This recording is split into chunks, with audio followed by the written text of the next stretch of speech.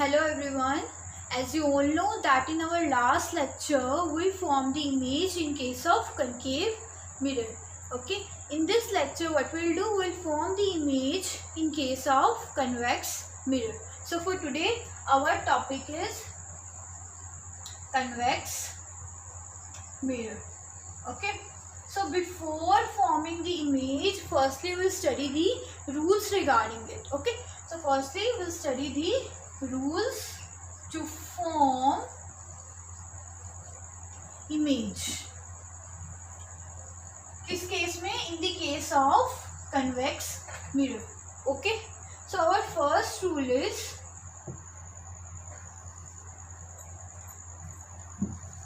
see if this is my convex mirror. Okay. अब मैंने आपको एक बात बताई थी कि हम लोग क्या करते हैं, मिरर किस में से कट करते हैं, वो always cut the mirror from the sphere, है ना. तो इसका कुछ क्या होगा, सेंटर ऑफ कर्वेचर भी होगा. यहाँ मेरे पास क्या होगा, अगर मैं यहाँ पे प्रिंसिपल एक्सिस ड्रॉ करती हूँ तो ये मेरे पास क्या हो जाएगा, फोकस हो जाएगा, और ये मेरे पास क्या हो जाएगा, पोल हो जाएगा. देखो बच्चा, in the case of convex mirror हम लोग क्या करते हैं, जो सर्कल के अंदर वाली साइड होती है उसको हम लोग क्या कर देते हैं, पेंट कर देते हैं, सिल्वर पेंट कर देते हैं. ओके. और बाहर वाली आउटर सरफेस हमारे पास कैसे एक्ट करता है, एज अ रिफ्लेक्टिंग सरफेस.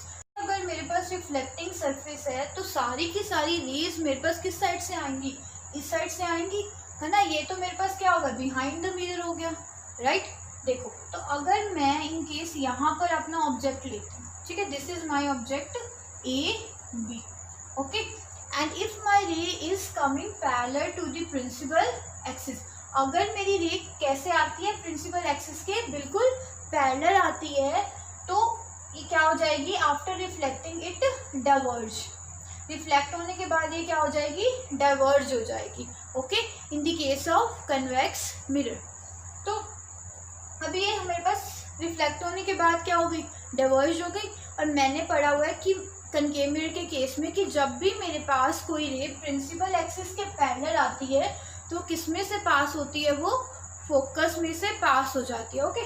तो अब पर ये तो डाइवर्ज हो रही है, बट मैं इसको क्या कर सकती हूँ, एक्सटेंड कर सकती हूँ, और एक्सटेंड करके मैं इसे किसमें से पास करवा सकती हूँ, फोकस में से. Is it clear? अब देखो, सेकेंड रूल मेरे पास जस्ट इसके क्या है, अपोजिट है. इसमें मेरे पास क्या था, एक रे थी, ठीक है, वो कैसे आ रही थी, पैरेलल आ रही थी to the principal axis. Okay. और अपना पाथ क्या कर रही थी, डाइवर्ज कर रही थी. तो मैंने क्या किया, उसको एक्सटेंड करवा के फोकस में से क्या कर दिया, पास कर दिया. अब सेकेंड रूल मेरा जस्ट इससे अपोजिट है. अगर कोई रे मेरे पास फोकस में से आ रही है तो रिफ्लेक्ट होने के बाद वो क्या हो जाएगी, पैरेलल हो जाएगी प्रिंसिपल एक्सिस के. अब देखो कैसे,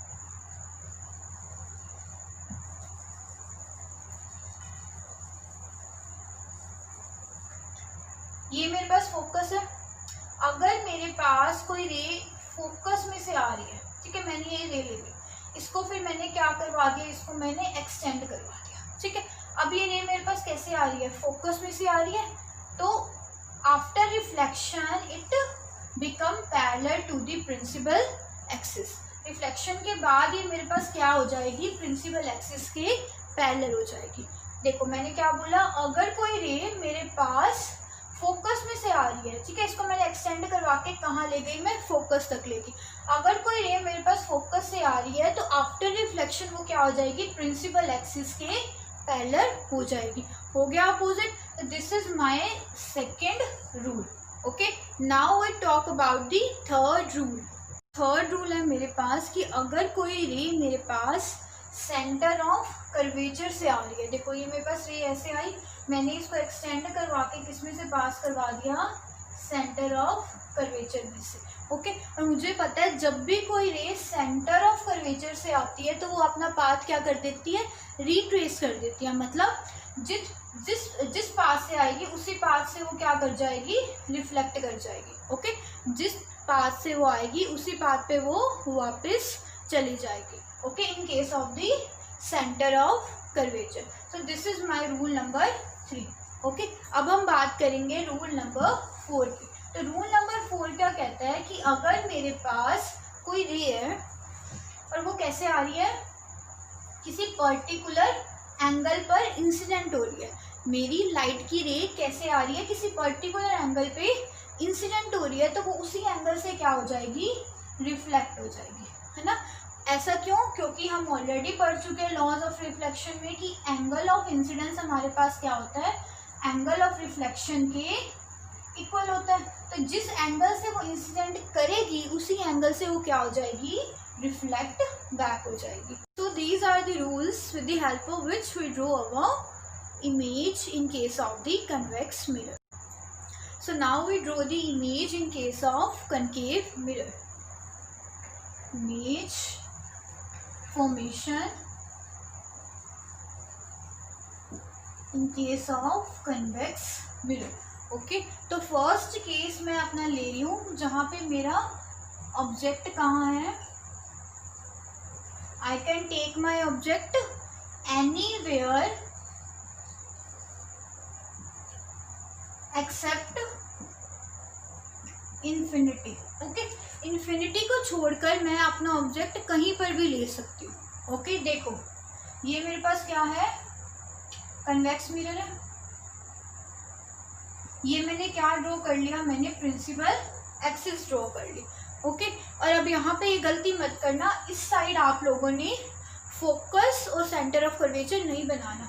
हमारा सेंटर ऑफ कर्वेचर किस साइड होगा, इस साइड होगा, क्योंकि ये वाला पार्ट हमने स्फीयर से क्या किया हुआ है, कट किया हुआ है। तो इसकी तरफ मेरे पास क्या होगा, सेंटर ऑफ कर्वेचर होगा।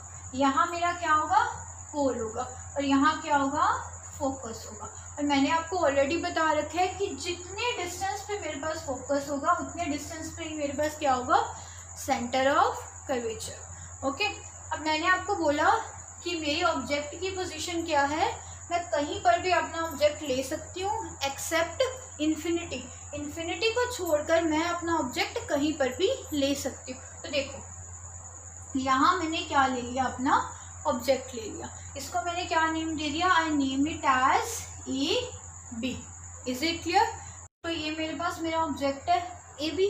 अब मैं यहाँ से क्या करवा रही हूँ, मुझे पता है कि जब भी मैंने इमेज फॉर्म करनी होती है उसके लिए मुझे कितनी रेज चाहिए, 2 रेज चाहिए। तो फर्स्ट रे मैं अपनी प्रिंसिपल एक्सिस के पैरेलल क्या करवा रही हूँ, पास करवा रही हूँ। ओके और मुझे ये चीज़ बहुत अच्छे से क्लियर है कि रिफ्लेक्ट होने के बाद मेरी रे क्या कर जाएगी, डाइवर्ज कर जाएगी, है ना, क्योंकि ये क्या है मेरे पास कन्वेक्स मिरर है ना। इसके केस में मेरे पास रिफ्लेक्ट होने के बाद मेरी रे क्या कर जाएगी, डाइवर्ज कर जाएगी। और अगर मैं इसका पाथ पीछे की तरफ एक्सटेंड कर दूं तो ये कहाँ से पास होगी, मेरे पास फोकस में से पास होगी। Is it clear. अब सेकेंड रे मैंने कहाँ से पास करवा दी, मैंने सेंटर ऑफ कर्वेचर से क्या करवा दी, पास करवा दी, है ना। तो अब मैंने इसको क्या कर दिया, एक्सटेंड कर दिया। अब मुझे ये चीज़ क्लियर है कि जब भी मेरे पास कोई रे सेंटर ऑफ कर्वेचर से आती है तो रिफ्लेक्ट होने के बाद वो कहाँ अपना पाथ क्या कर देती है, रिट्रेस कर देती है। मीन्स जहाँ से आएगी उसी रास्ते पे वो क्या चले जाती है, वापस चले जाती है। ओके अब देखो एक रे मेरे पास ये है और एक रे मेरे पास, एक रे रिफ्लेक्ट होने के बाद इधर जा रही है और दूसरी रे मेरे पास रिफ्लेक्ट होने के बाद इधर जा रही है ना। अगर आप इन दोनों रेस को देखो, है ना, तो ये रेस मेरे पास कैसे जा रही है, दूर दूर जा रही है ना, डाइवर्ज हो रही है। तो देख के हमें पता लग रहा है कि दोनों रेस हमारे पास एक्चुअल में कहीं मीट नहीं करेंगी, है ना। सो रिफ्लेक्टेड रे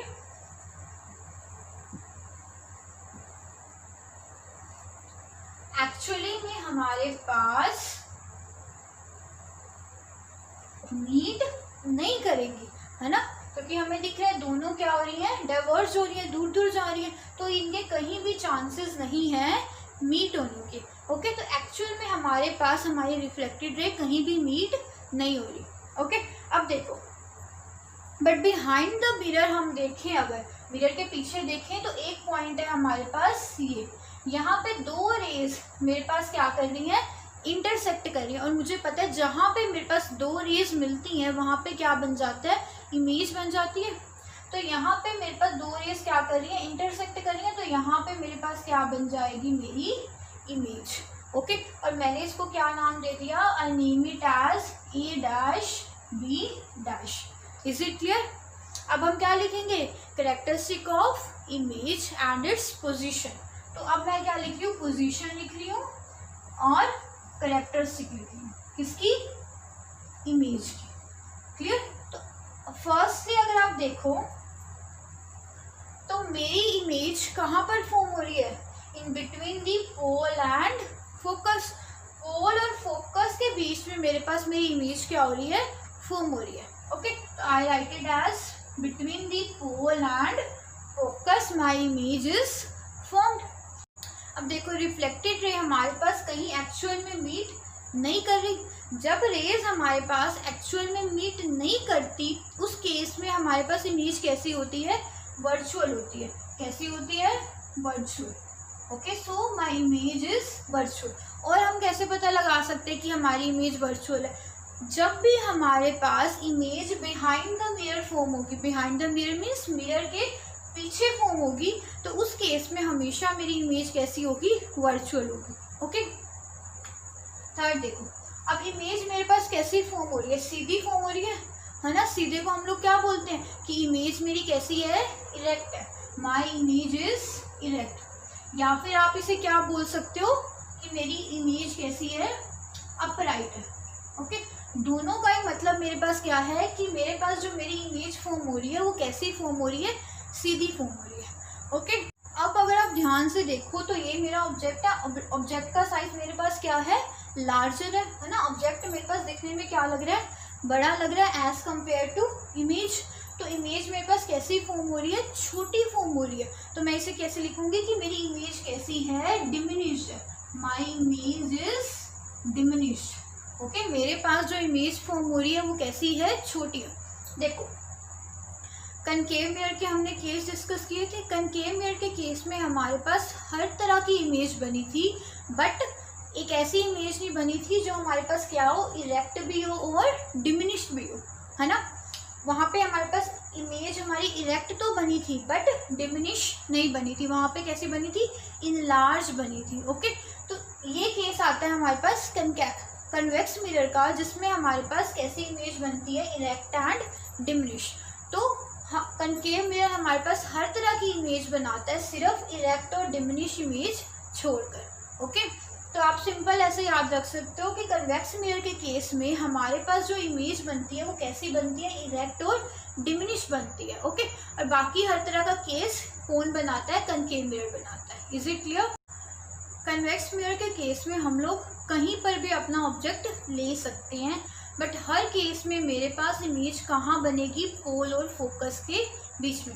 आप ड्रॉ करके भी देख सकते हो। जैसे मैंने क्या किया था, कहीं पर भी अपना ऑब्जेक्ट ले लिया था, है ना, जो हमने केस डिस्कस किए। ऐसे ही आप भी प्रिंसिपल एक्सिस पे कहीं पर भी अपना ऑब्जेक्ट लेकर देख सकते हो। हमेशा हमारी image in case of convex mirror कैसी बनेगी, पोल और फोकस के बीच में बनेगी, और कैसी बनेगी, इरेक्ट बनेगी और डिमिनिश बनेगी, मतलब सीधी बनेगी और छोटी बनेगी। Is it clear? अब मैं एक केस और डिस्कस करूंगी इसमें, that is when my object is at infinity. जब मेरे पास मेरा ऑब्जेक्ट कहाँ है, इन्फिनिटी पे है ना, क्योंकि पहले मैंने बोला था कि हम क्या कर सकते हैं, कहीं भी ऑब्जेक्ट ले सकते हैं सिर्फ इन्फिनिटी को छोड़कर, है ना। तो बाकी सारे केस में मैंने आपको बोल दिया कि इमेज कहाँ बनेगी, पोल और फोकस के बीच में।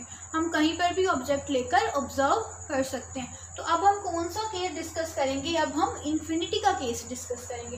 तो ये रहा मेरे पास मेरा कन्वेक्स मिरर, और ये मैंने क्या ड्रॉ कर दी, मेरी प्रिंसिपल एक्सिस मैंने क्या कर दी, ड्रॉ कर दी। ओके, ये मेरे पास क्या होगा, पोल होगा, ये क्या होगा मेरे पास, focus, and this is centre of curvature. Clear है? अब देखो, मैं ऑब्जेक्ट कहाँ ले रही हूँ, इन्फिनिटी पे ले रही हूँ, तो मतलब कहीं दूर से मेरे पास क्या आएंगी, रेज आएंगी। और मुझे एक और चीज़ ऑलरेडी क्लियर है कि जब भी इन्फिनिटी से रेज आती हैं वो कैसी आती हैं, वो पैरेलल आती हैं। ओके, हमेशा ध्यान में रखना है कि जब भी इन्फिनिटी से रेज आएंगी वो क्या आएंगी, पैरेलल आएंगी। पैरेलल किसके आएंगी, to the principal axis. Okay, तो ये रेज मेरे पास कैसे आ रही है, पैरेलल आ रही है। मुझे पता है कन्वेक्स मिरर के केस में रिफ्लेक्ट होने के बाद ये रेज मेरे पास क्या कर जाएंगी, डाइवर्ज कर जाएंगी, है ना। ये रेज मेरे पास क्या कर जाएंगी, डाइवर्ज कर जाएंगी। ओके, तो अब अगर मुझे पता है जब भी मेरे पास रेज पैरेलल आती हैं तो वो कहाँ से पास करती हैं, फोकस में से पास करती हैं। तो मेरा फोकस ये रहा। अब मैं क्या करवा दूंगी, इन दोनों रेज को एक्सटेंड करवा दूंगी। देखो, तो मैंने यहाँ पर इन दोनों रेज को क्या करवा दिया, एक्सटेंड करवा दिया। अब ये दोनों रेज मेरे पास कहाँ पर मीट कर रही हैं, फोकस पे। तो मेरी इमेज कहाँ फॉर्म होगी, मेरी इमेज फोकस पर फॉर्म होगी। ओके, अब इस केस में भी रिफ्लेक्ट होने के बाद हमारी इमेजेस कहाँ जा रही है, दूर दूर जा रही है। तो कहीं एक्चुअल में हमारे पास इस केस में भी हमारी इमेजेस मीट नहीं करेंगी। ओके, तो रिफ्लेक्टेड रे एक्चुअल में हमारे पास मीट नहीं करेंगी। ओके, अब एक्चुअल में मीट नहीं कर रही, हम खुद इन्हें क्या करवा रहे हैं, मीट करवा रहे हैं। जब हम खुद रेस को मीट करवाते हैं उस केस में हमारे पास जो इमेज बनती है वो कैसी होती है, वर्चुअल होती है। ओके, तो इमेज मेरे पास कैसी बन रही है, वर्चुअल बन रही है। ओके, क्लियर है। अब यहाँ पे मुझे इमेज दिखाई नहीं दे रही, बट मुझे पता है जब भी मेरी इमेज वर्चुअल होगी उस केस में मेरी इमेज कैसी होगी, इरेक्ट होगी, है ना। मेरी इमेज कैसी होगी, सीधी होगी, है ना। मैंने आपको ऑलरेडी बताया हुआ है कि अगर मेरे पास मेरी इमेज रियल होती है तो उस केस में मेरी इमेज कैसी होगी, इन्वर्टेड भी होगी। और अगर वर्चुअल होगी तो मेरी इमेज इरेक्ट भी ज़रूर होगी। ओके, थर्ड थिंग, अब हम क्या देखेंगे, पोजीशन। तो मेरी इमेज कहाँ फॉर्म हो रही है, माई image is formed at focus. तो फोकस पे मेरी इमेज क्या हो रही है, फॉर्म हो रही है। अगर आप इमेज को ऑब्जर्व करो तो मेरी इमेज कैसी है, बहुत ज़्यादा स्मॉल है ना, इवन पॉइंट साइज है। तो मेरी इमेज कैसी है, पॉइंट साइज। या फिर हम लोग क्या लिख सकते हैं, हाईली डिमिनिश, की बहुत ज़्यादा छोटी है। तो I can write it as highly,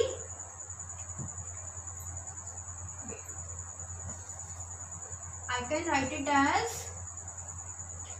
highly diminished.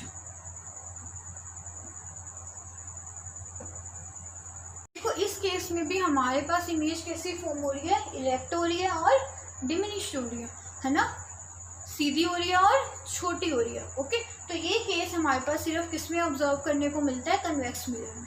Is it clear. तो ये दोनों केसेस ही हमारे पास होते हैं जिसमें हम लोग क्या करते हैं, रे डायग्राम्स ड्रॉ करते हैं in case of the convex mirror.